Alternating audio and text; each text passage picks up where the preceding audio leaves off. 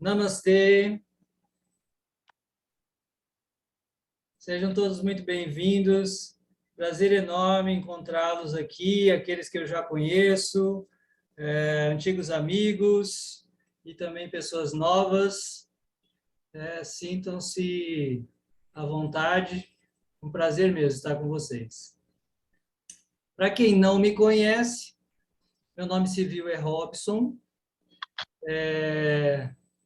Para os íntimos, sou Radhanatha Das, uma iniciação em yoga. E eu fiz o lançamento de um livro chamado Índia Incrível.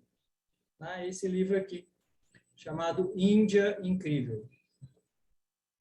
E como nós estamos na pandemia, eu decidi também fazer outras formas de acesso e compartilhamento do conhecimento do livro democraticamente, né? Para quem não puder ter o livro, eu lancei também um site chamado indiaincrível.com. Acessem lá, por favor, deem uma olhada, tem muita informação.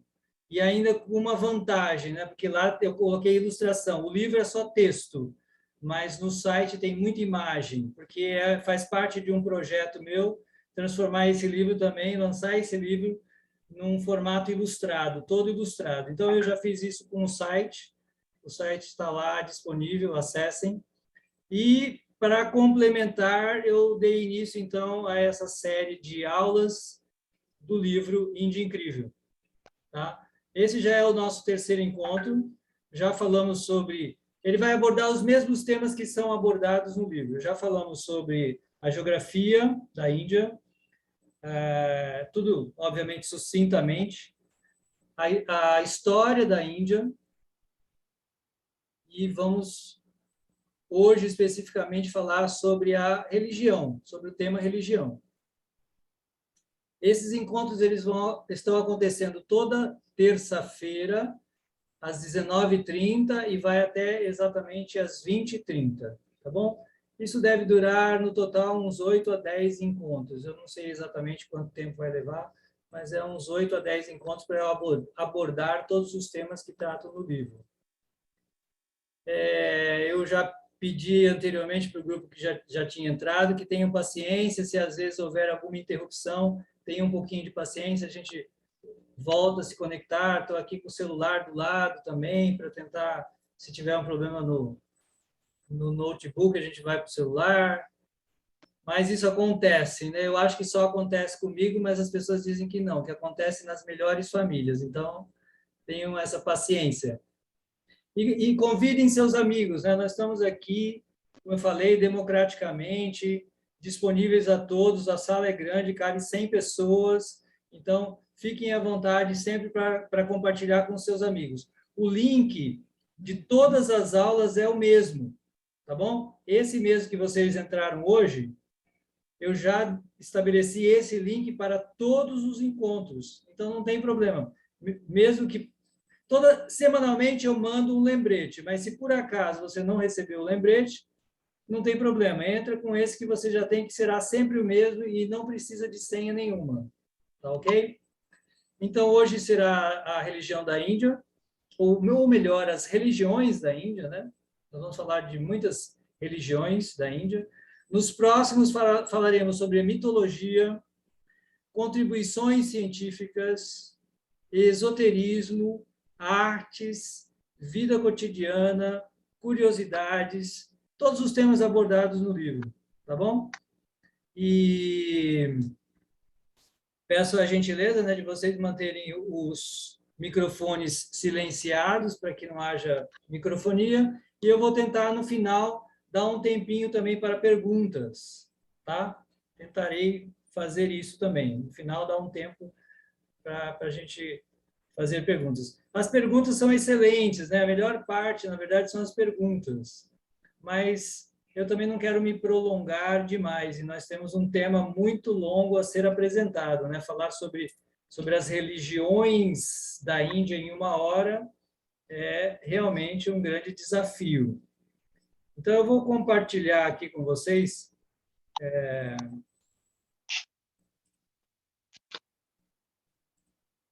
um slide. Eu já tentei 1000 vezes ampliar esse slide e não consegui. Então, ele vai ficar do jeito que está. Só me confirmem se ele está passando.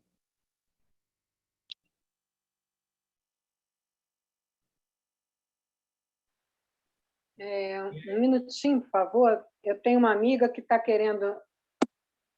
Está querendo entrar e não está conseguindo? Uma senha para ela. Não Tem alguma precisa de senha? senha. Eles estão falando lá que precisa de senha, mas não precisa de senha. Não precisa. Certo. Uhum. Pode, Eu pode. entrei sem senha. Agora ela falou que para ela está pedindo senha. Já me falaram isso aqui também, mas não precisa de senha nenhuma, não. Tá bom? Já estabeleci desse jeito. Tá, eu vou tentar falar para ela entrar de novo. Tá bom, tá bom. Bom, Muito agora obrigada. estou tentando... Vamos ver aqui se ele vai. Entrou o slide para vocês? Só aquele inicial, religião. Puxa, Três? não entra o seguinte, né? Não tá passando. Não. Tá o mesmo de quando começou a aula. Puxa vida, é um enigma. É um enigma, assim, fico sem saber o que acontece aqui. E agora? Agora foi? Entrou. Bom, agora então, foi. Infelizmente, Principais religiões. eu vou ter que deixar nesse formato, tá bom? Se eu amplio todo na tela, eu não sei o que acontece. Ele não rola. Então, nós vamos Não deixar tem problema, Radamata, porque a gente pode ampliar com o dedo. Tá bom, então, tudo bem. Então, vamos deixar assim mesmo, tá bom? Bom, como eu disse, o tema de hoje são as religiões da Índia, as principais religiões da Índia. Vocês estão vendo aqui essa imagem representando as principais religiões, né? Hinduísmo, cristianismo, islamismo, jainismo aqui, ó. Isso aqui é o jainismo, judaísmo, né? Isso aqui é um símbolo do grupo interreligioso e ele representa as muitas religiões da Índia. Só para vocês terem uma ideia estatística, as religiões da Índia elas são divididas atualmente dessa maneira. O hinduísmo representa quase 80% da população. Então, lembrem-se lá, quem estava presente, lembra-se que a Índia hoje tem mais de 1 bilhão e 300 milhões de pessoas. Ou seja, quase 6 vezes e meia a população do Brasil. Tá? Então, assim, quando falamos de 80%, estamos falando em 900 milhões, por exemplo. Então, na Índia, tudo é gigantesco. Islamismo, lá, quase 200 milhões, é um país. A Índia tem uma das maiores população islâmica do mundo, atualmente é a segunda maior população islâmica do mundo. Depois vem as outras religiões que são pequenas, né? O cristianismo, ainda assim, quando falamos aí 2,3%, etc., isso aí já significa, por exemplo, 25 milhões de pessoas. Né? 2,3% parece nada, né? Mas na Índia é um país. Muitos países têm essa população. Outra religião importante da Índia, que tem em quantidade, né? Depois vem o sikhismo, nós vamos falar sobre cada uma delas, 1,7% da população. O budismo, uma religião que foi muito importante na Índia, hoje representa apenas 0,7% da população. E o jainismo, que é uma das menores religiões do mundo, ela tem cerca de 4 milhões de seguidores, praticamente todos na Índia. É uma religião que praticamente só existe na Índia. E na Índia existe resquícios de religiões que desapareceram na humanidade, como, por exemplo, o zoroastrismo da Pérsia Antiga, que sumiu, né? Que a Pérsia fica onde hoje é o Afeganistão, colado ali na Índia. Ali ficava a Pérsia, o Império Persa. E no século VIII, IX, essa região foi invadida por grupos islâmicos que sucumbiram à religião zoroastrista da Pérsia. E eles se refugiaram na Índia. E eles foram dizimados naquela região, do Afeganistão e toda aquela região ali, e sobreviveram apenas na Índia. É algo bem interessante. E depois vem, assim, a somatória total das muitas outras religiões que existem na Índia, né? Como judaísmo e tantas outras religiões, elas representam menos de 1%. Isso aí no censo de 2011. Tá? Então, é só para a gente ter uma ideia da divisão das religiões. Então, eu vou começar pelas religiões chamadas índicas. Índicas significam que elas são originárias da Índia. Tá? Porque a Índia tem as suas próprias religiões. A Índia é o berço de 4 grandes religiões da humanidade. O hinduísmo, uma das maiores, né, com 900 milhões ou mais de seguidores. Você tem o budismo, que é uma religião originária da Índia, que se difundiu por todo o mundo, que também representa a 4ª maior religião do mundo hoje. Você tem o jainismo, também uma religião que surgiu na Índia, que é considerada a menor religião do mundo, uma das menores religiões do mundo, o jainismo. E você também tem o sikhismo, tá? Que surgiu na Índia. Então, nós vamos começar por essas religiões, falando mais sobre essas religiões. Então, eu vou falar mais sucintamente sobre budismo e jainismo e mais extensivamente sobre o hinduísmo, porque o hinduísmo é a religião predominante da Índia, é a mais característica dela, ok? Mas essas 3 religiões, ou essas 4 religiões, elas guardam as suas semelhanças, porque elas surgiram no mesmo berço. Bom, o budismo, ele foi fundado por um personagem histórico da Índia, que ao iluminar-se foi denominado de Buda. Seu nome, antes de ser o iluminado, era Siddhartha Gautama. É uma linda história, há filmes, muitos filmes sobre isso. Ele nasceu lá no século V antes de Cristo, né? Ele está vivendo lá por volta de 500 anos antes de Cristo, e ele viveu exatamente 80 anos. Buda.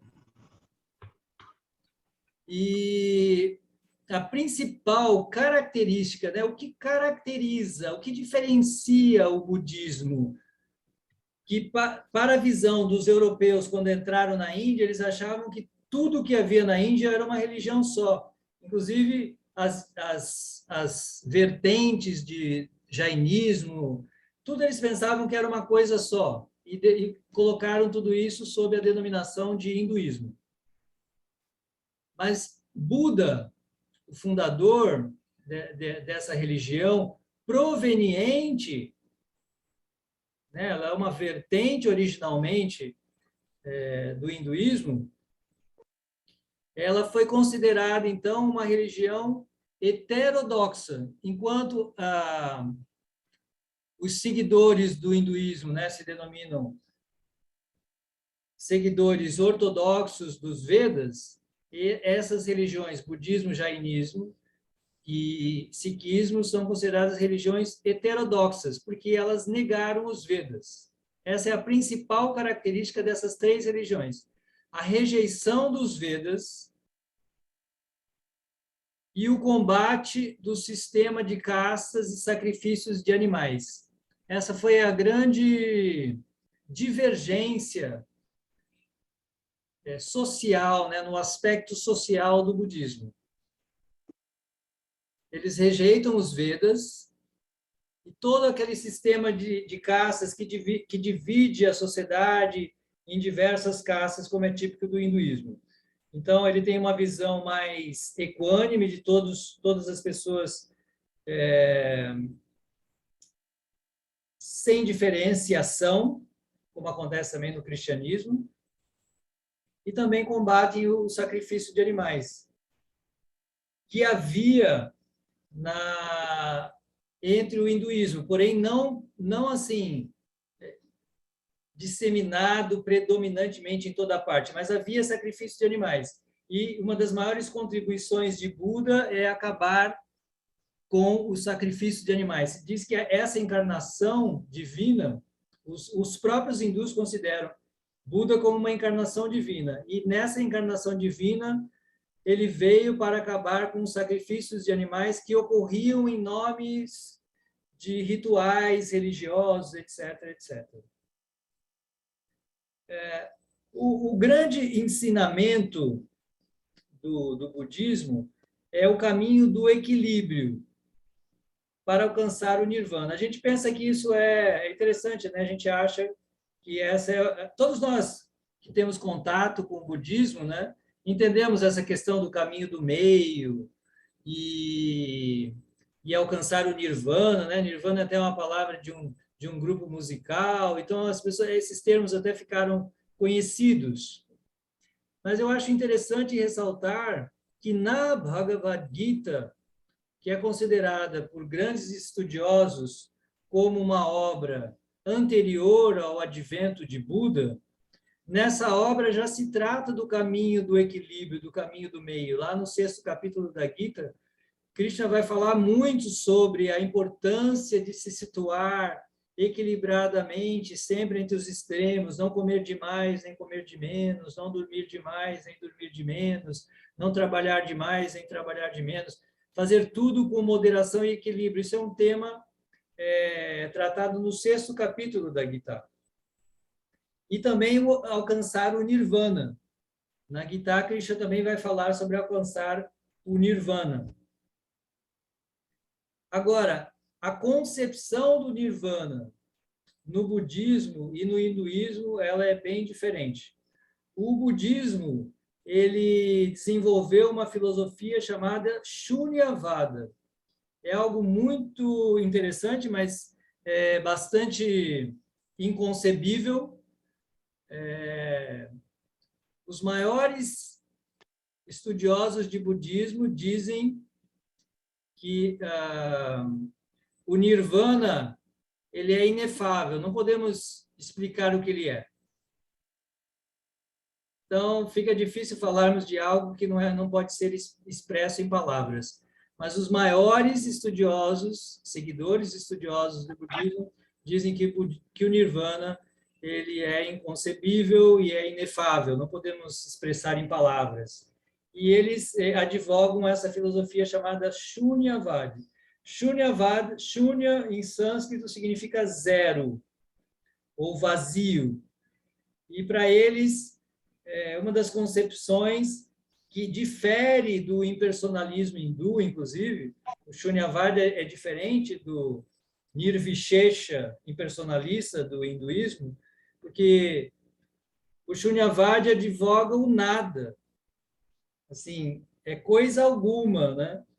O impersonalismo hindu ele vai advogar o alcance do Brahman, que também é igualmente inefável, mas ainda assim é algo. É inefável, mas é algo. Mas na filosofia budista, a pessoa alcança o shunya, o vazio. Então, é totalmente inconcebível, não podemos nem fazer ideia.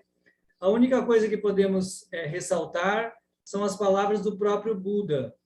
Quando perguntado sobre Deus, o que é Deus, Buda respondeu: sobre Deus, Buda não fala.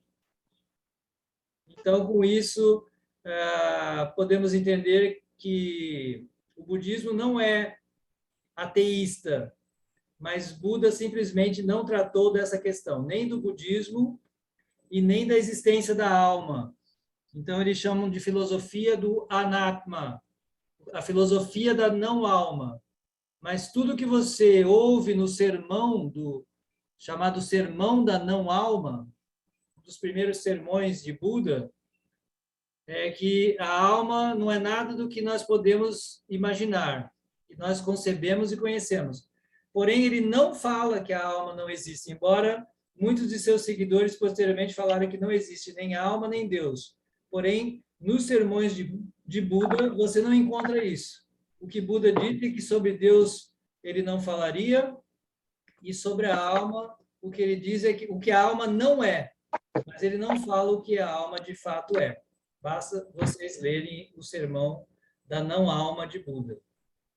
Posteriormente, o budismo se dividiu em dois segmentos, o Hinayana e o Mahayana, o pequeno caminho e o grande caminho, que existe até hoje, né?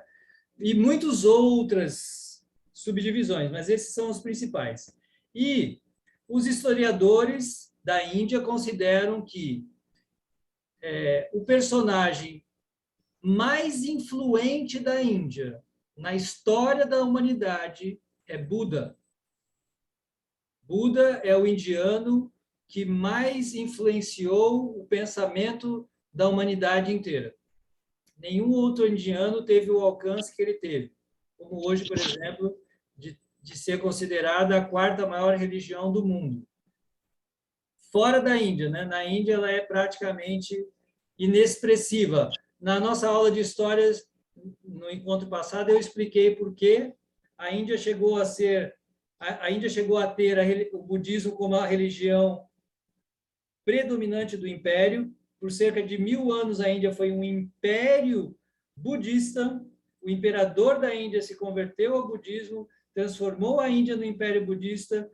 O budismo predominou na Índia por quase 1000 anos, convivendo pacificamente, lado a lado com o hinduísmo, porém sendo a religião oficial do governo, e ela só foi ser extinta na Índia com a invasão islâmica. Quem realmente derrotou e acabou com o budismo na Índia foram as invasões islâmicas. E o povo também acabou voltando, o hinduísmo voltou com muita força também. Ok? Então, aqui um resuminho da história do budismo na Índia. Não vamos falar do budismo fora da Índia, estamos falando do budismo na Índia. Agora eu vou falar dessa outra religião aqui, importante na Índia, que é o jainismo. Como eu disse, budismo deu uma das maiores religiões do mundo e o jainismo uma das menores religiões do mundo. Ambas as religiões foram fundadas por príncipes. São histórias lindas, né? Tanto a história de Buda como de Mahavir, o fundador do jainismo, são príncipes, ex-príncipes, que renunciaram a toda a sua riqueza e aceitaram grande austeridade e renúncia de modo diferente, né? Buda acabou primeiro buscando a renúncia completa e depois se situou no equilíbrio, né? E advogando o equilíbrio sempre em todos os aspectos da vida. E Mahavir, esse outro grande príncipe, que também renunciou a tudo e acabou criando um caminho próprio, esse sim, ele abraçou uma vida de extrema renúncia. Aqui na imagem, essa grande estátua, num dos lugares sagrados da religião jainista, você observa que ele está nu, porque os seguidores do jainismo, Mahavir, ele de fato renunciou absolutamente a tudo e advogava a renúncia absoluta, completa, de tudo, inclusive das próprias vestimentas.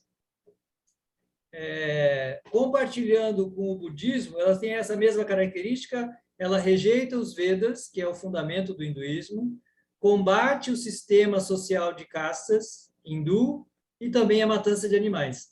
Então, uma característica comum das religiões índicas, que permeia as religiões índicas e forma o alicerce, o arcabouço, muitos dizem que é o mandamento mais importante das religiões índicas, a não violência.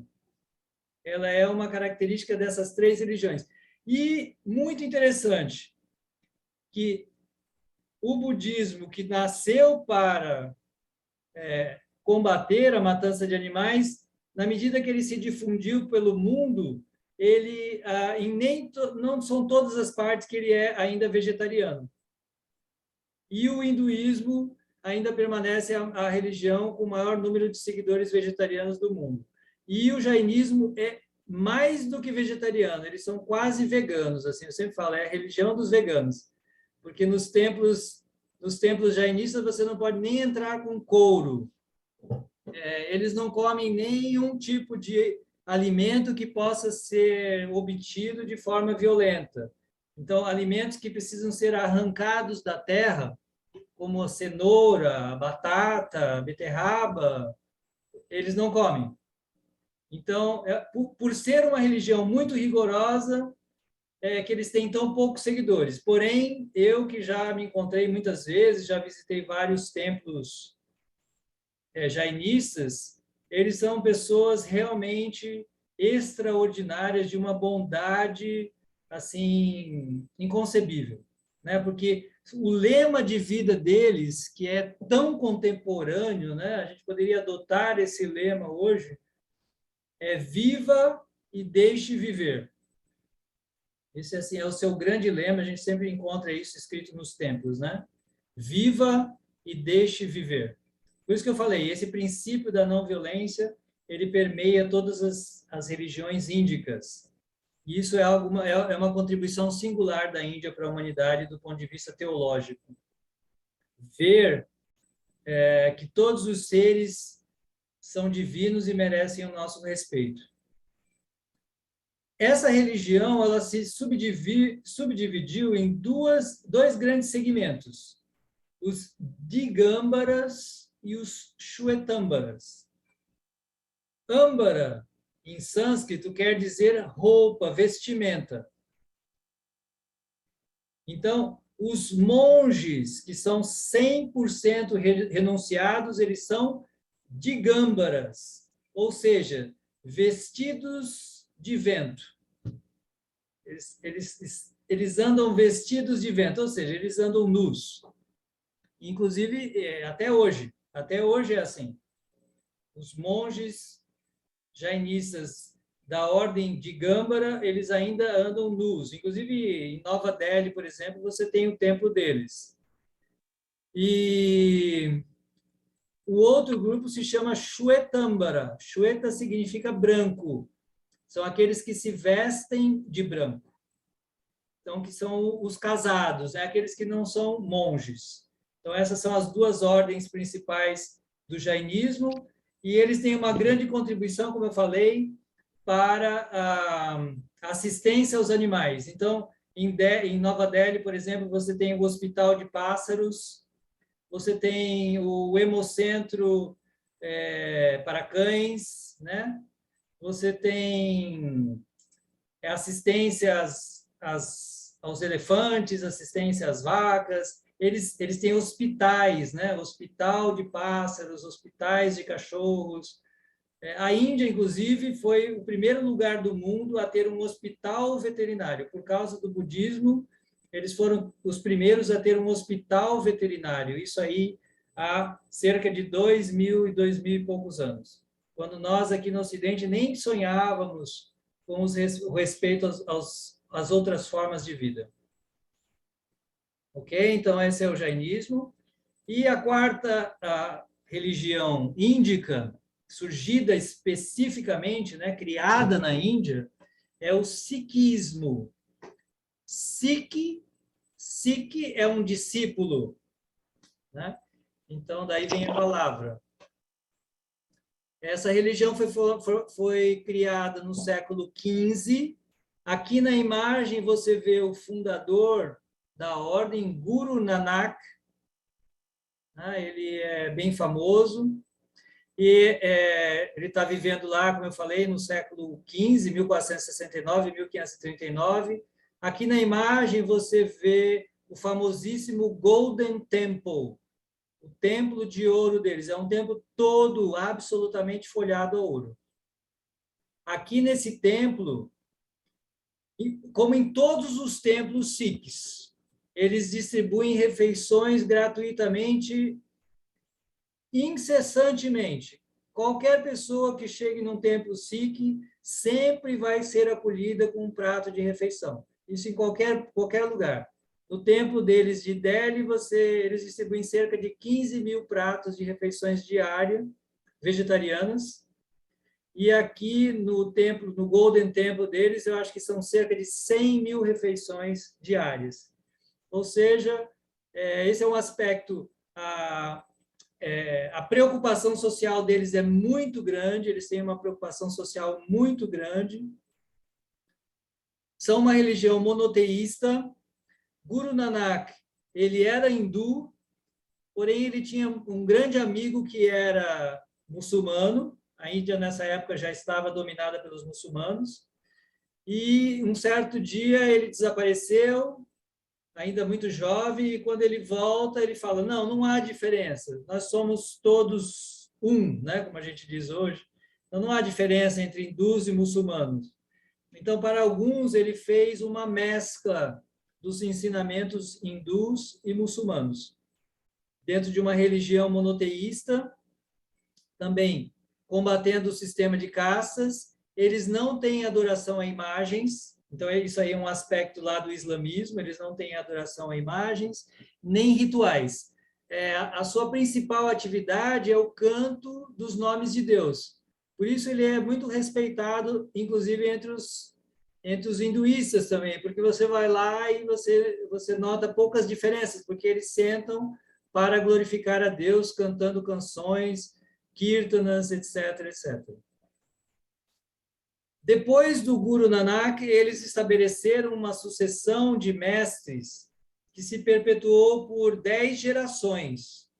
Mas o último dos seus gurus, ele estabeleceu, não, a partir de agora não haverá mais um guru. Assim como no cristianismo você tem o Papa, no sikhismo você tinha os gurus sikhs.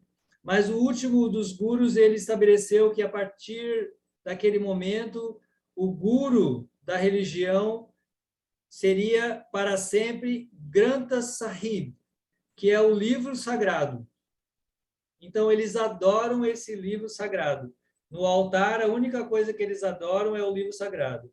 E o aspecto muito bonito deles é essa visão equânime, de não fazer nenhuma diferença entre as pessoas. Não há diferença entre os seguidores sikhs, que se caracterizam por um grande turbante, né? Quando você vê na Índia um tipo específico de turbante, assim, que é muito característico deles, você sabe que ali é um sikh. E a principal marca social deles é de não fazer diferença entre nenhuma pessoa. Eles defendem a igualdade absoluta de todos, então não há diferença entre homens e mulheres, e não há nenhum tipo de hierarquia dentro da ordem, dentro da religião sikh. Ninguém é superior ou inferior, não tem assim, há um superior, outros inferiores, ou homem superior, mulher inferior, não. Todos têm direito a fazer todos os rituais, a participar de todas as cerimônias, indistintamente. Inclusive, por isso, eles foram os primeiros a ter mulheres no exército, a ter mulheres, eles têm os seus seguidores têm um padrão cultural e econômico muito elevado, porque eles indistintamente dão liberdade para homens e para mulheres de ter acesso à educação igualmente. É muito bonito. Cada uma dessas religiões tem as suas belezas. E uma das características ortodoxas dele é proibir o corte de cabelo, né? Então, eles, embaixo daquele enorme turbante, eles têm uma cabeleira gigante lá, porque os ortodoxos não cortam. Hoje em dia, a gente já vê que os jovens já cortam, mas tradicionalmente ainda não se cortava. E também não fumam nem bebem. É claro que isso que eu estou falando aqui é um super resumo, mas eu admiro demais todas essas religiões índicas, budismo, jainismo e sikhismo, cada uma com a sua beleza singular. Bom, agora vamos entrar então no hinduísmo, que é a principal, como eu falei, forma lá 80% da população indiana. É muito difícil de definir o que é hinduísmo, até porque hinduísmo é uma palavra estrangeira. Essa palavra não existe na literatura sagrada da Índia. Foram os estrangeiros que denominaram a religião da Índia de hinduísmo. Então, ali é um nome não muito apropriado, porém é um nome que predomina hoje, mas é um nome estrangeiro, dado pelos estrangeiros. E a definição de hinduísmo é muito complexa. Porque, como eu falei, o hinduísmo foi o nome que os estrangeiros, quando entraram na Índia, deram aquilo que eles viram, aquele fenômeno religioso que eles viram, muito complexo. Então, a definição que se dá hoje é que hinduísmo é o nome das várias formas de religião que se desenvolveram na Índia.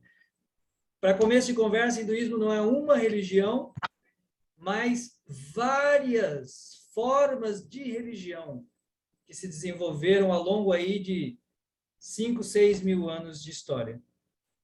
Muito complexas, muito diversas. As mais diversas concepções teológicas estão presentes no hinduísmo. Ela não tem fundador, nem credo fixo, nem organização hierárquica. Não tem uma coisa única assim. Como eu falei, não tem um fundador, como toda religião tem. Não tem um credo único que serve para todos os segmentos do hinduísmo, e nem tem uma organização hierárquica única, como eu falei, um papa, bispos, padres, isso não existe, né? Cada escola, cada tradição tem a sua própria organização hierárquica, e às vezes são escolas totalmente independentes. É bastante complexo definir o que é hinduísmo. O que podemos dizer é que o hinduísmo é um sistema filosófico, moral, social e religioso, ele abarca todas esse leque, baseado nos Vedas.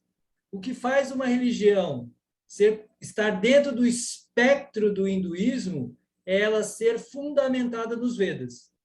O que fez com que as outras religiões sejam consideradas heterodoxas, o jainismo e sikhismo são heterodoxos, embora tenham sido originadas do hinduísmo, porque essas religiões rejeitaram os Vedas.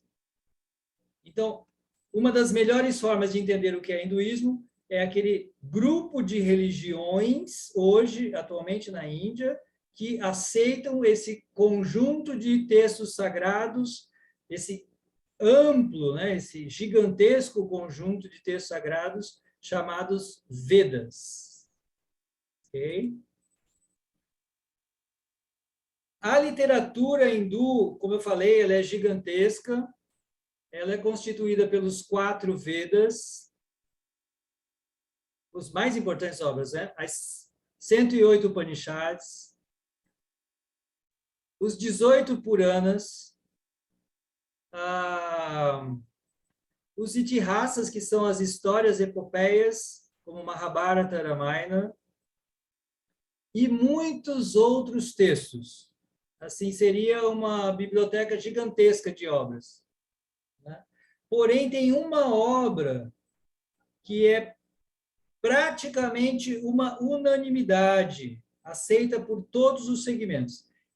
Por isso eu ressalto aqui para aqueles que estejam interessados em estudar mais, que se dirijam a essa obra, porque ela é a mais representativa, que com mais clareza expressa o espírito do hinduísmo e também do famosíssimo yoga. Hoje, né, no Ocidente, tão famoso yoga. Então, essa é a obra mais importante. Ela é a joia da espiritualidade hindu e da autorrealização. Tá? Realmente uma joia. Ela faz parte de um episódio do Mahabharata.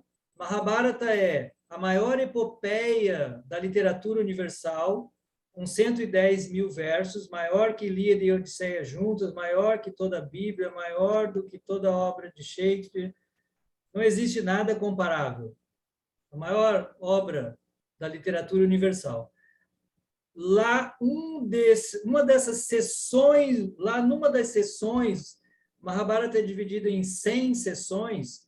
Uma dessas sessões, a sessão 63, ela é a Bhagavad Gita, que é um diálogo entre o grande mestre encarnação divina, Krishna, e seu discípulo Arjuna, na iminência de uma guerra. Aqui nós vemos na imagem, esse aqui é o início da obra, que significa o canto do Senhor, ou o canto do Senhor Krishna. Essa é a tradução da obra.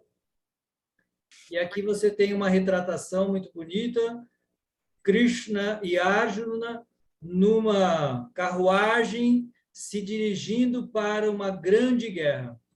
E na eminência dessa grande guerra, eles vão tratar das questões mais profundas da existência. Porque numa situação de grande crise, como uma guerra ou a morte, nós naturalmente passamos a questionar o valor da existência, o valor da vida. Então, se diz que a providência colocou esse protagonista aqui, Arjuna, esse grande guerreiro, num momento de grande crise, para que ele pudesse ser iluminado por Krishna pelos grandes temas, as questões mais relevantes para a humanidade. E nós vamos falar um pouquinho desses temas aqui. Em seguida, tá? Atualmente, existem, como eu falei, o hinduísmo são muitas religiões, nós poderíamos chamar assim, mas existem duas correntes que são muito importantes, são as maiores. Você tem o Vishnuísmo, os seguidores de Vishnu, e aqui você tem um típico representante do Vishnuísmo, e aqui você tem um seguidor do Shivaísmo. Elas constituem as maiores correntes. O Vishnuísmo com cerca de 70%, Shivaísmo com 20 e poucos por cento, e depois disso você tem Shaktismo, adoração à deusa mãe, você tem o Smartismo, que é o ritualismo hindu, e você tem aí o Tantrismo, que são tradições um tanto esotéricas também, que são disseminadas por toda a Índia, e isso vai. E cada uma delas se subdivide em uma outra grande variedade. Por exemplo, o Vishnuísmo vai se dividir em 4 grandes grupos, e depois, posteriormente, esses grupos em muitos outros grupos. Então, como eu falei, é gigantesco o leque de religiões da Índia. Porém, as mais importantes são aquelas que adoram Vishnu e aquelas que adoram Shiva. Como talvez vocês saibam, e como eu vou explicar melhor no encontro da semana que vem sobre mitologia, as divindades mais proeminentes da tradição hindu são Brahma, Vishnu e Shiva. Brahma cria o universo, Vishnu mantém o universo e Shiva destrói o universo. Brahma praticamente não é adorado na Índia, há 3, 4 templos apenas dedicados a Brahma, e a maioria deles são dedicados a Vishnu ou a Shiva. Quais são os seus principais conceitos? Vamos falar aqui, claro, super sucintamente sobre os principais conceitos hindus que são apresentados lá naquela grande obra que eu falei para vocês, a Gita, a Bhagavad Gita, que é a crença panenteísta. Isso é algo bem interessante. A tradição hindu, ela não é nem monoteísta, como nós concebemos, nem panteísta, como muitas pessoas dizem, nem politeísta. Ela é praticamente uma combinação de tudo isso. Ela é uma combinação de todas essas coisas. Existe, sim, um Deus supremo que é a origem de tudo. Isso está expresso em todas as obras. Mas existe essa origem suprema, ele criou uma hoste de seres encarregados de administrar o universo, que nós denominamos de semideuses, porém nem é um nome muito bom, porque semideus na tradição grega é bem diferente disso, mas seriam seres assim divinos que estão encarregados da criação. E ao mesmo tempo, Deus, ele é pessoal e impessoal. Isso é uma grande contribuição da teologia hindu, porque existe essa dicotomia em todas as religiões, né? Se Deus é uma pessoa, Deus não é uma pessoa. Na tradição hindu, Deus é tanto uma pessoa como também impessoal. E aí eles sempre dão essa analogia do Sol, que o Sol, embora seja um, ele pode ser percebido em 3 formas. O astro, né? O astro Sol, os raios do Sol e a divindade que habita no Sol. Da mesma maneira, eles dizem que a verdade absoluta é única, porém ela pode ser percebida como Brahman, impessoal, Paramatma, localizado no coração de todo ser vivo, e Bhagavan, a pessoa suprema. Isso é bem interessante, né? Assim, então, não se nega que existe um aspecto impessoal de Deus, nem pessoal. Ambos coexistem simultaneamente. Assim, não se pode eliminar, não existe sol sem os raios do sol.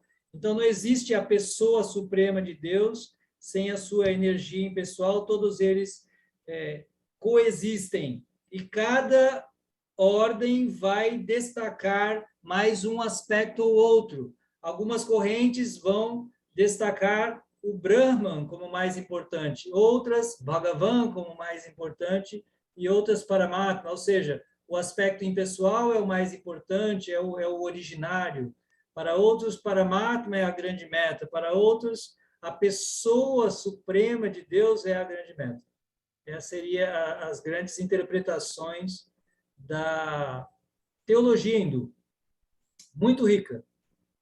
E aqui, assim, uma lista dos principais conceitos hindus. É claro, isso, eu não vou poder falar sobre tudo isso hoje, né? É óbvio que isso aqui, cada um desses temas é uma aula em si, mas só para a gente destrinchar um pouquinho, os grandes conceitos hindus são o conceito de um Atman, de uma partícula imaterial que anima toda a criação, todas as criaturas. A famosíssima lei do karma, que já é bem conhecida aqui no Brasil e no mundo, né? Até pelo espiritismo também, que difundiu muito a lei do karma, ou seja, a lei da ação e reação.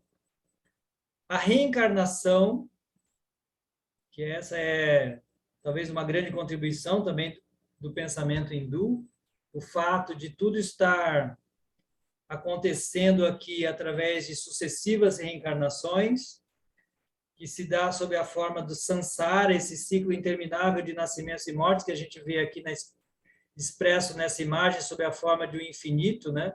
Das nossas infinitas encarnações. E mais do que isso, né, um grande diferencial do conceito hindu é o fato de que todos os seres vivos têm uma alma igual. Isso é uma contribuição única que difere, inclusive, de outras religiões reencarnacionistas. Porém, isso não é... A meta não é reencarnar, a meta é libertar-se, que é o moksha. A libertação é a grande meta do hinduísmo. Dharma é a nossa missão existencial, tanto material quanto espiritual. Todos esses temas são tratados extensivamente na Gita. E Maya, que é a grande ilusão que nos faz identificar com essas formas de corpos temporários que assumimos. Isso tudo acontece sob a ilusão de Maya, né? Que hoje em dia já tem até filmes e livros tratando dessa questão. O Guru, o mestre, também é um personagem muito importante na tradição hindu, que é o mestre, o professor que ilumina. Ele tem um papel muito importante, muito conhecido, disseminado sobre o hinduísmo. E os avataras, que são as encarnações divinas, que também já existe até filmes agora trabalhando um pouco desses conceitos. Tá? Então, aqui, uma pincelada só do que se trata esses conceitos, mas para aqueles que estiverem mais interessados, eu recomendo leiam a Bhagavad Gita. E aqui uma lista de alguns elementos que são considerados como o alicerce da ética hindu. Isso é muito bonito, se você encontra em vários textos. Então, aqui eu coloquei o sânscrito, mas eu vou falar aqui a tradução. Então, como eu disse, o maior de todos os mandamentos hindus, a não violência, que permeia todas as religiões índicas. Mas também existe lá como ética de uma pessoa que almeja ser santa. Não é que todo hindu é assim, mas o que é considerado santidade? Ter essas qualidades da não violência, veracidade, não roubar, continência, né? O fato de conter-se, né? nos seus desejos materiais, a não cobiça, não acumular bens, isso aí é uma característica inerente do hinduísmo também, da santidade hindu, quer dizer. Pureza, contentamento, estar contente com o que quer que você tenha, austeridade, autoestudo e entrega ao Senhor. Esses são considerados os principais mandamentos da ética hindu. E aqui você tem uma imagem, né, dessa preocupação que os hindus têm de não, pelo menos dos santos hindus, né, de procurarem realmente não fazer mal a nenhum ser vivo, né? Não pisar sequer num simples inseto, porque todos têm seu direito à vida. Meus caros amigos, estou aqui apresentando para vocês, então, uma pinceladinha daquilo que poderia ser chamado de as religiões da Índia, né? Para vocês terem só um vislumbre. E também algumas dicas, né, de leituras, como eu falei. Para quem quiser saber mais, leia a Gita. Procurem essa obra que hoje você encontra na internet, facilmente acessível. Tá bom? Agradeço imensamente a presença de vocês. Se vocês tiverem alguma questão a ser colocada, sintam-se à vontade, por favor. Ainda temos ainda uns minutinhos. Para quem estiver comprometido, tá? De certa maneira, encerramos a apresentação. Quem quiser ficar aqui, será um prazer. A Margarete fez uma pergunta lá no chat, se o jainismo tem fora da Índia. Eu vou ver, então, o chat agora. Tenham paciência com o professor, que o professor é um caipira, sabe? Nem poderia ser chamado de tupiniquim, porque os índios estão muito mais adiantados do que eu. Deixa eu ver aqui o que falaram no chat. Ok. Então, alguém falou da senha, então saibam. Esse link que eu enviei para vocês, ele vale para todos os encontros e não tem senha, tá bom? Já estabeleci assim. Deixa eu ver aqui.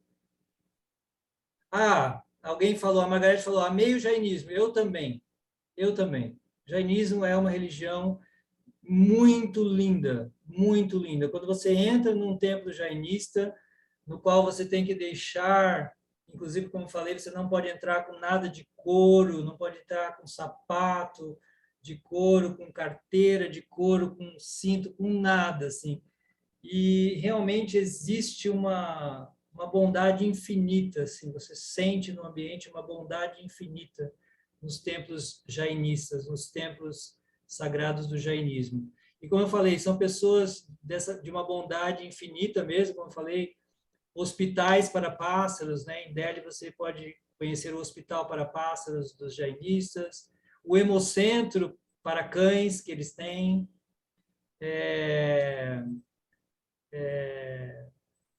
hospitais para elefantes, eles são os que mais se preocupam na proteção com os animais, por isso que eu falei, seria a religião vegana, assim, a religião dos veganos. E, ao mesmo tempo, também, nós não entramos muito na teologia dessas religiões, Mas assim como o budismo, eles não têm nenhum conceito de Deus. Meio que assim, de certa maneira, sobre Deus e sobre a alma, o budismo e o jainismo não tratam muito. Tudo bem? Às vezes eu penso que deu uma congelada aí. Deixa eu ver se tem mais perguntas aqui. Obrigado, Silvina. Jainismo é uma emoção. E olha, procurem saber mais sobre o sikhismo também, sabe? O trabalho social dos sikhs é lindo. A preocupação deles em distribuir alimentos para todas as pessoas que visitam seus templos. Na Índia é um país muito carente e eles recebem, assim, eles fazem um trabalho maravilhoso de distribuição de alimentos e a sua ética de visão equalitária das pessoas é lindo. Então, num templo não tem ninguém superior, como eu disse. Todos lá, não tem assim, eu não varro o templo, eu sou o tal, eu sou o guru, eu sou o mestre, eu não posso varrer o templo. Não, lá todos fazem todos os serviços, sem distinção nenhuma de credo, nem de hierarquia, nem de nada. Eles dizem que, pelo menos, dentro do templo, ninguém deve ser visto de forma diferente. Eu acho que isso é uma contribuição singular do sikhismo para o pensamento teológico. Radhanath, aproveitando esse gancho que você falou aí, dessa igualdade em termos sociais, o jainismo, né, surgirá atrás, como você falou, o budismo também, com essas temáticas, né, com relação à negação ao sistema de castas, né? Mas percebe-se isso, é isso que eu quero que você comente lá atrás, no início, como que surge essa degradação do sistema original, né, assim, por guna e karma, né, pela qualidade, esse preconceito, né, esse combate ao preconceito. O que acontece? Bom, é claro, a gente sabe que é o avanço de Kali Yuga, mas o que acontece em termos assim sociológicos que faz surgir, inclusive, essas religiões combatendo esse flagelo, né, assim, esse preconceito, essa... Meu amigo, essa questão que você levantou, ela é tema para uma resposta de 1 hora, pelo menos, no mínimo, ou então para uma tese de doutorado, de umas 500 ou 1.000 páginas. Mas, assim, claro, estamos falando aqui muito sucintamente. É interessante ressaltarmos o seguinte: o sistema de caça nunca foi uma unanimidade na Índia. Então, a gente tem lá Buda e Mahavir combatendo o sistema de castas há 2.500 anos. Depois, Guru Nanak, no século XVI, também combatendo essa questão. E Gandhi, aqui no século XX, também. E, atualmente, muitos segmentos hindus que também combatem, como a ISKCON, ou como muitos outros grupos na Índia combatem o sistema de castas. Agora, nós teríamos que entender qual a origem do sistema de castas.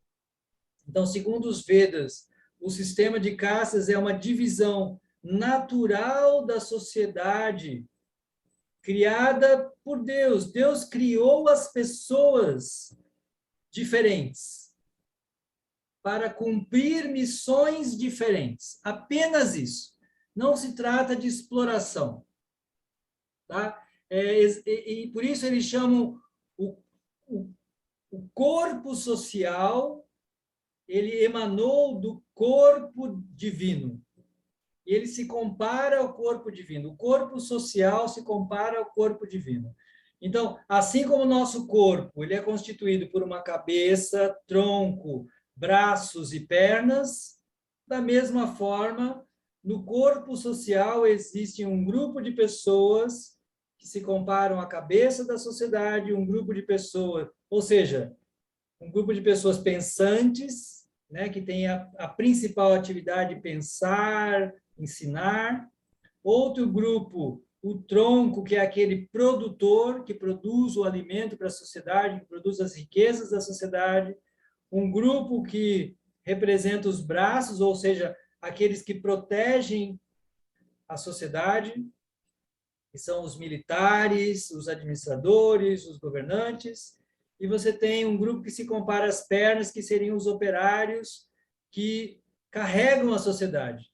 Mas o que os grandes sábios dizem é que não há conflito entre as partes assim como não há conflito entre as partes do nosso corpo, a cabeça, o tronco, os braços e as pernas, eles não entram em conflito, eles trabalham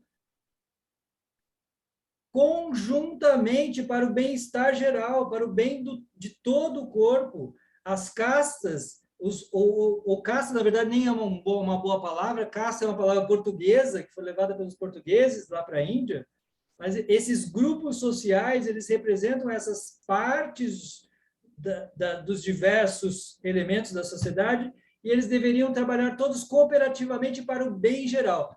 Essa é a proposta de Krishna, essa é a proposta dos textos védicos. Essa, inclusive, é a proposta de Platão na República, que provavelmente data de uma mesma época, de um pensamento meio que dominante na sociedade de então.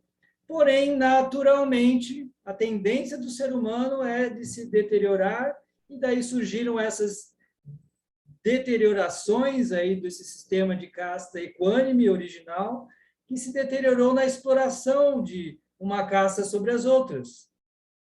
Porém, o que eu quero dizer é que nunca houve e ainda não há na Índia uma unanimidade de aceitar que isso está certo. Essa exploração ela é correta. Não. A contestação ao sistema a degeneração do sistema de classes, como eu falei, o sistema de classes originais, ele não é perverso como hoje. Bom, se bem que ele já foi extinto da Índia, mas ainda existem resquícios disso, né? Mas, na sua origem, ele não tinha essa perversidade de exploração. Essa deterioração ela é decorrente da natureza humana mesmo, de explorarmos sempre uns aos outros, mas sempre houve os grandes santos que contestaram isso, como Buda, como Mahavir, como Guru Nanak, como Chaitanya Mahaprabhu, e como muitos santos contemporâneos e grandes mestres, e até grandes políticos, como Gandhi e muitos outros. Então, essa é um calcanhar de Aquiles na Índia, dificílimo de trabalhar, mas que eu acho que, aos poucos, se você se aprofundar muito, muito mesmo, fizer profundos estudos, atualmente existe muita acusação dos ingleses terem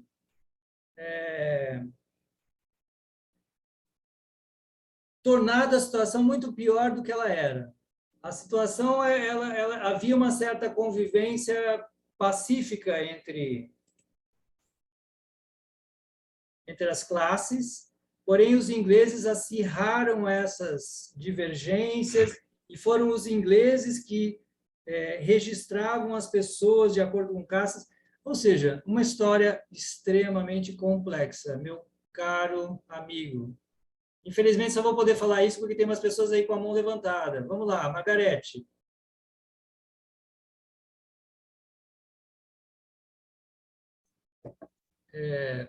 Liga o seu microfone, por favor. Acho que a Maria Alice levantou primeiro. Me desculpe que eu, às vezes, não consigo perceber quem levantou primeiro, mas... Eu acho que foi Maria Alice. Ok, vai lá. Boa noite, Prabhu. Boa noite a todos. É muito interessante esse comentário, né, que você faz. Inclusive, fizeram isso aqui na América também, né? No Brasil, era a mesma coisa. Existiam várias etnias e eles... a cultura europeia acirrou as diferenças, né, entre os povos. Eu não tinha pensado por essa perspectiva e é muito interessante.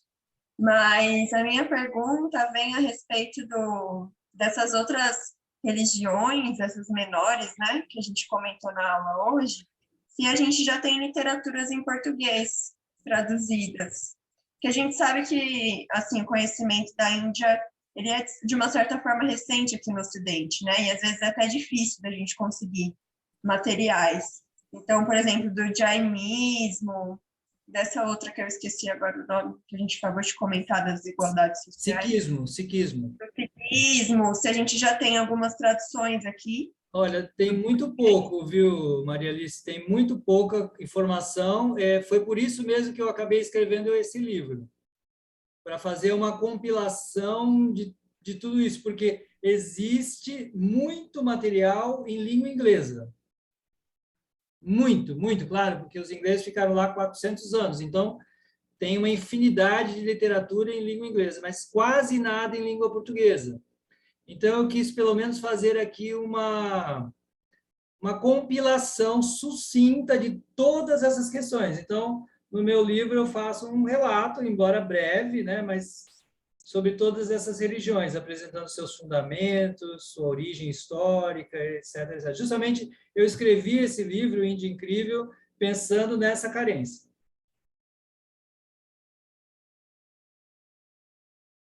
Você desligou o microfone, Maria Alice. Só agradeci. Obrigada. Boa noite, gente. Eu que agradeço por sua audiência. Margarete. Oi, professor. Boa noite. Boa noite. Sobre essa questão de sacrifício, eu não consigo entender isso com esse primeiro pilar de Ahimsa. É tão estranho isso, eu não consigo compreender muito bem.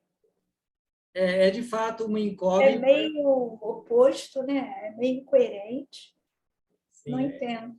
É uma incógnita, sim, de certa maneira, né, que houvesse sacrifícios dentro de uma sociedade que tem a não violência como seu mandamento mor.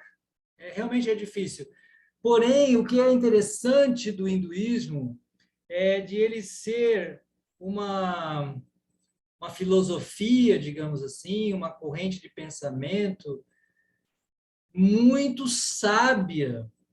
Então, para os sábios hindus, não é possível que toda a sociedade seja 100% não violenta. Eles não têm essa utopia. O hinduísmo não tem essa utopia de que nós vamos ter uma sociedade 100% não violenta. Os grandes mestres do hinduísmo dizem isso, que sempre na sociedade vai haver um grupo de pessoas violentas. Sempre haverá. O que eles dizem apenas, e o hinduísmo faz isso, é que não se deve predominar o número de pessoas violentas. Deve haver um predomínio de pessoas não violentas. Pensa da seguinte forma, Margarete, é assim como numa sociedade comum, não pode... assim, a gente fala, é utópico uma sociedade onde não haverá criminosos, bandidos, ladrões. De fato, isso é utópico. Mas o que não pode haver numa sociedade é um predomínio de pessoas criminosas e violentas. Então, veja bem, o Brasil é um exemplo disso. Porque no Brasil nós temos um número um pouquinho acima do que seria o tolerável de pessoas criminosas e violentas, bandidas e corruptas, nós temos seríssimos problemas. Então, numa sociedade, devem predominar as pessoas honestas, as pessoas não violentas, as pessoas piedosas. Não que as outras não vão existir, mas se nós não formos tão assim utópicos, né, entendendo a natureza humana, parece que eles são sábios que entendem a natureza humana. Então, a natureza humana nunca vai ser 100% não violenta. E daí os grandes mestres dizem que, bom, então se você tiver que comer carne, que isso seja feito, então, dentro de um ato religioso. Mas, mesmo assim, isso é sempre condenado. Então, você tem Buda condenando, Mahavir condenando, e aqui no Ocidente, que havia algo muito parecido, que é o judaísmo também, com seus sacrifícios de animais, lá do cordeiro, Jesus vem também e faz a mesma condenação. Ou seja, quando a coisa... Krishna fala que sempre que há um desequilíbrio das forças do bem e do mal, não é que nunca vai haver só bem, todo mundo vai ser anjinho. O problema é que quando começa a haver um aumento do número de criminalidade, corrupção, etc., Krishna diz que a sociedade se torna insustentável, intolerável, é impossível viver numa sociedade assim. Então, Krishna fala aqui na Gita, sempre que começa a haver um desequilíbrio das forças do mal, assim, Então, ele vem para trazer só o equilíbrio, né? Assim, para que as coisas se assentem, para que a gente possa viver pacificamente. Essa é uma das maneiras de entendermos. Estou vendo outras mãos levantadas aqui. Quem quiser fazer alguma pergunta. Jaradana, Ô, meu grande amigo, Haribo, tudo bem? prazer vê-lo aqui, prazer enorme. Olha só, muito obrigado, tá? Uma aula muito esclarecedora, com um tom positivo, inclusivista, né?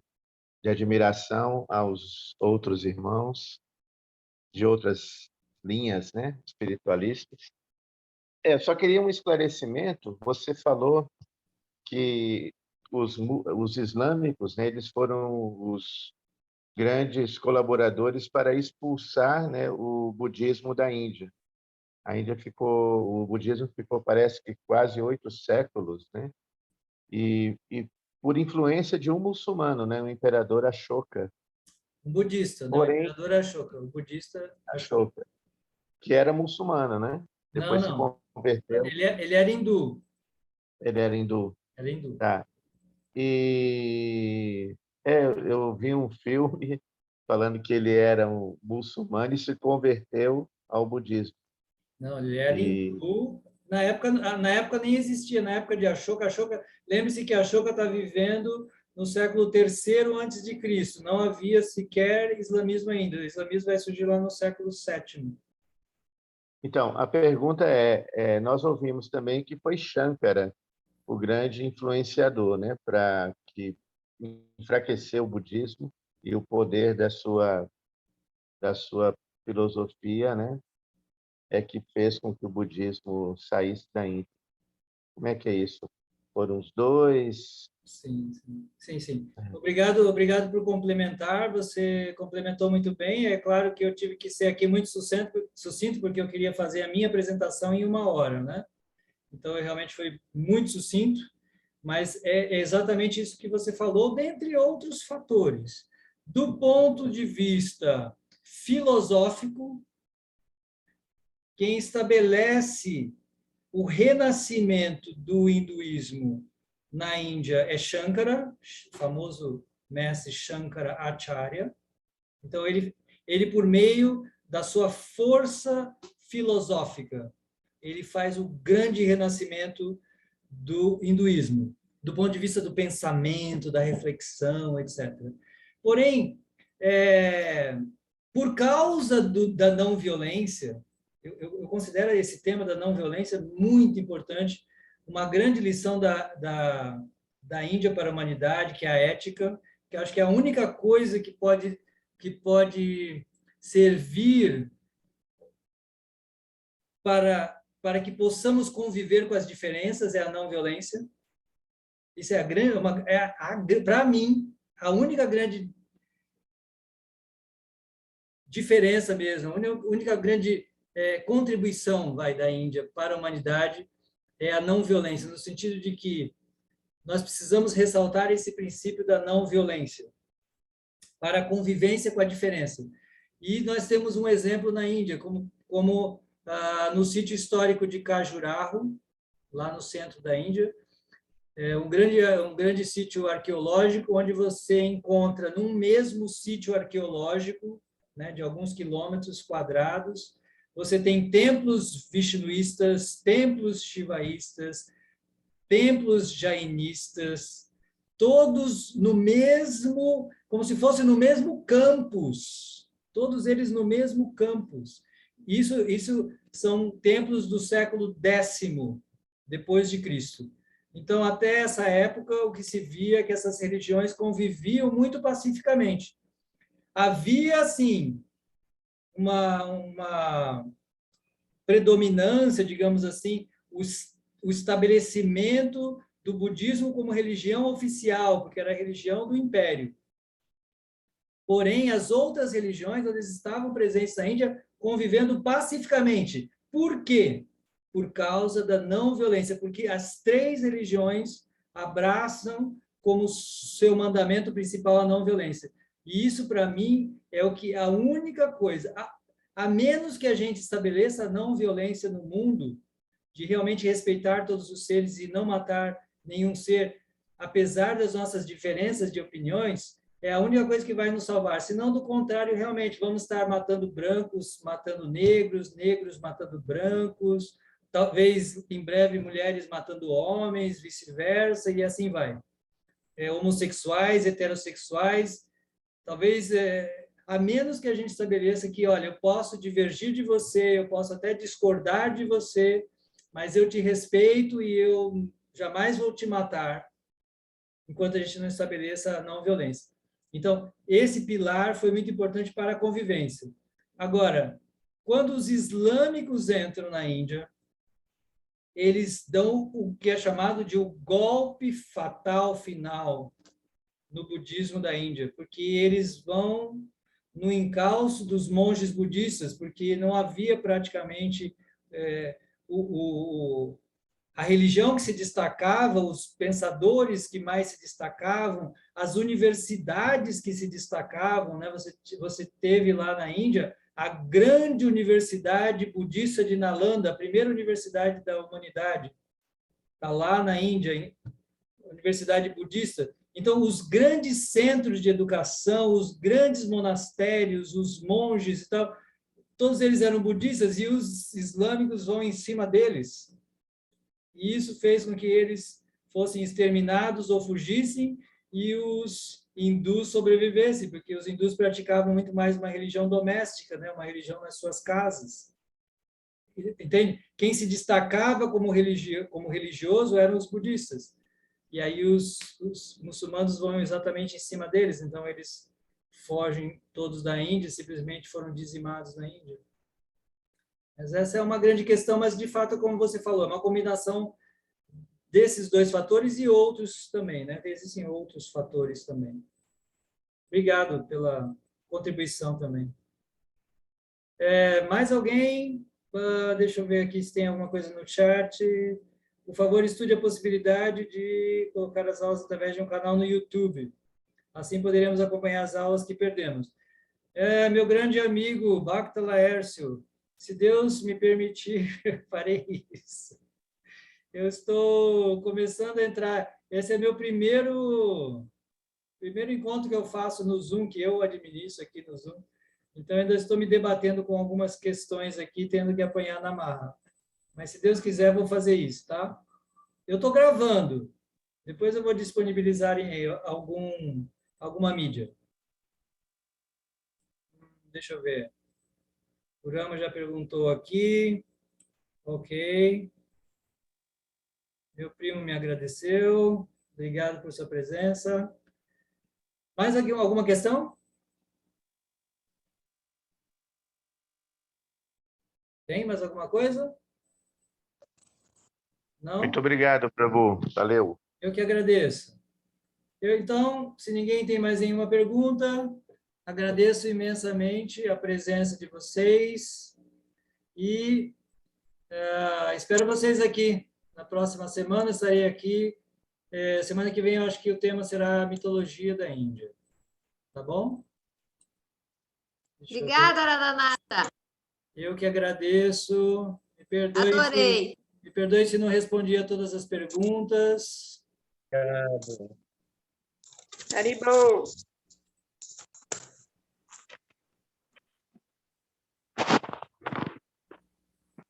A aula é maravilhosa. Opa. Estou tentando fazer meus ajustes aqui.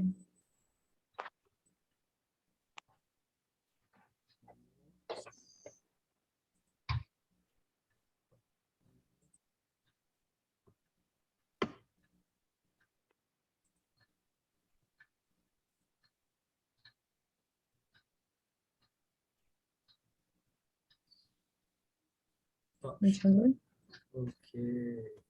Agora deixa eu ver quem está aqui. Fechei o share. Deixa